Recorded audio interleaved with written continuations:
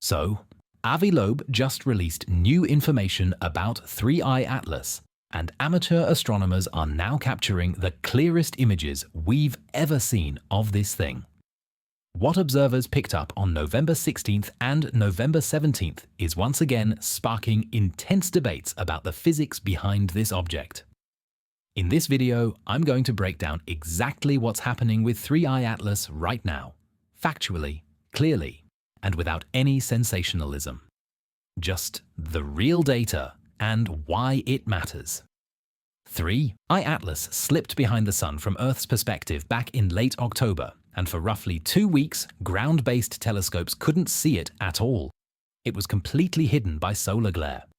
Then, on November 6th, the Virtual Telescope project captured the first good post-solar conjunction images. The comet was only about 12 degrees above the horizon, extremely low, but even from that difficult angle, we could just start to make out signs of an ion tail beginning to form.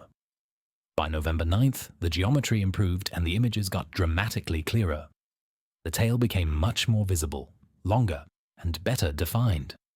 As a comet moves around the Sun, the angle we view it from constantly shifts. Before perihelion, a lot of the tail was tucked behind the nucleus from our point of view.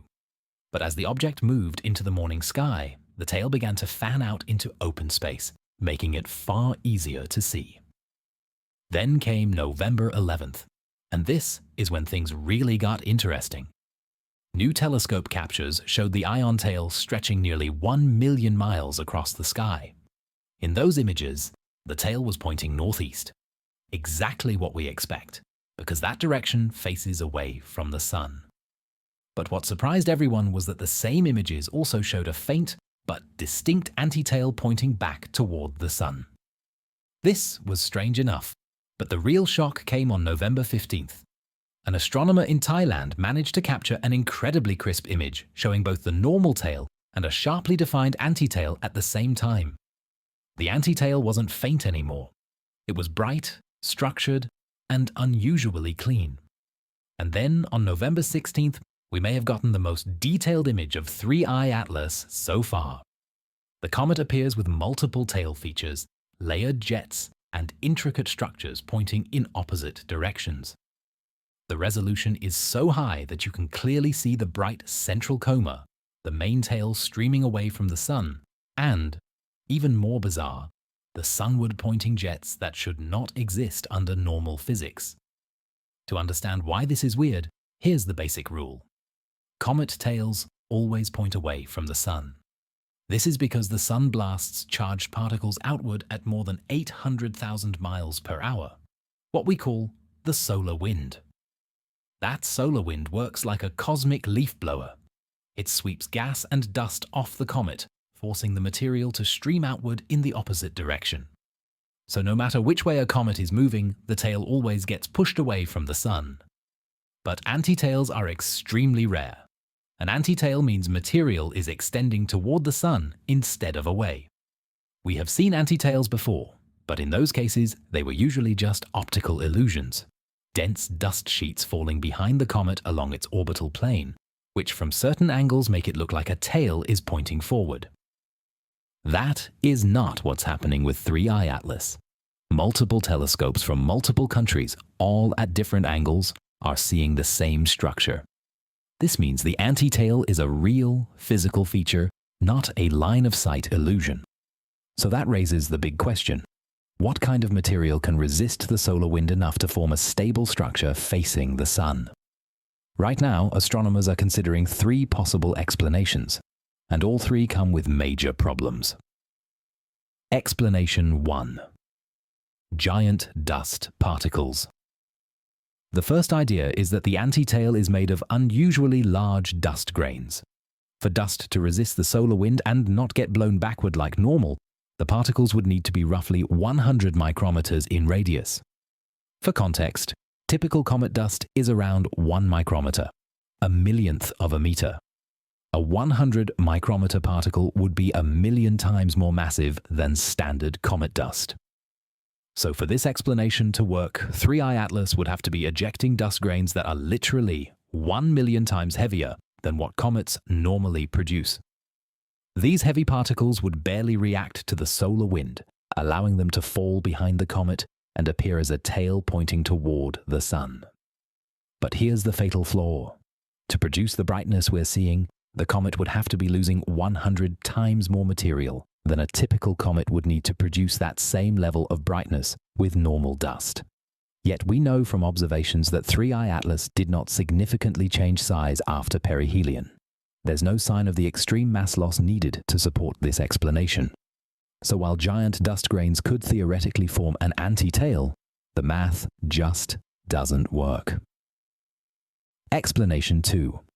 Ice chunks sublimating in sunlight. The second idea is that the anti-tail might be made of chunks of ice ejected from the nucleus. When exposed to direct sunlight, these icy fragments would immediately start to sublimate, scattering light in a way that resembles a tail. From our angle, this could look like a sunward-pointing structure. But again, there's a problem. To reflect enough light to appear this bright, the ice chunks would have to be fairly large. If they're that large, they shouldn't evaporate fast enough to disappear before the solar wind pushes them backward like normal tail material. For this explanation to work, the ice chunks would need to be in a very narrow size range, big enough to scatter significant light, but small enough to evaporate almost immediately. It's possible, but requires extremely precise conditions. Still, out of the three explanations, this one feels the most physically plausible, but it's far from a perfect match.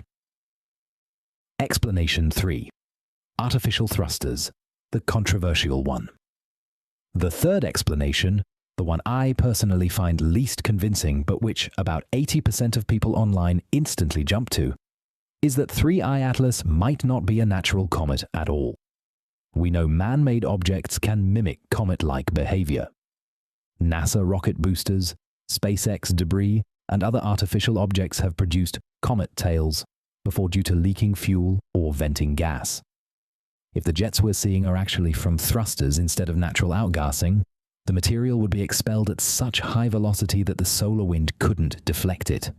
Instead, the jets would cut straight through the solar wind, forming narrow, highly collimated beams pointing in whatever direction the thrusters are aimed. This would perfectly explain why some jets point toward the sun. They wouldn't be reacting to heat, they'd be aimed. I'm not saying this is happening. I'm saying this is the argument people make. Where things stand right now. Telescopes today are so advanced that even a $500 setup can capture distant objects with incredible clarity. The Virtual Telescope project is hosting live streams showing real-time views of 3I Atlas, and what we're seeing is remarkable. The ion tail is getting longer. The anti-tail remains bright and sharply defined. The coma is vivid and well-structured. Jets on both sides are clearly visible. And here's something even more surprising. 3. I Atlas survived perihelion intact. Most comets break apart when they pass close to the sun due to intense thermal stress. But images from November 11th show one solid nucleus, not fragments. And here's the real test. If the jets stay active as the comet moves farther from the sun, that would be extremely unusual. Natural comets always become less active as they cool. If 3I Atlas remains active, that would suggest its energy source is not strictly solar. Let me know in the comments which explanation you find the most convincing. Giant dust, sublimating ice, or something else entirely. And if you enjoyed this breakdown, tap the like button and hit the hype button to support the channel.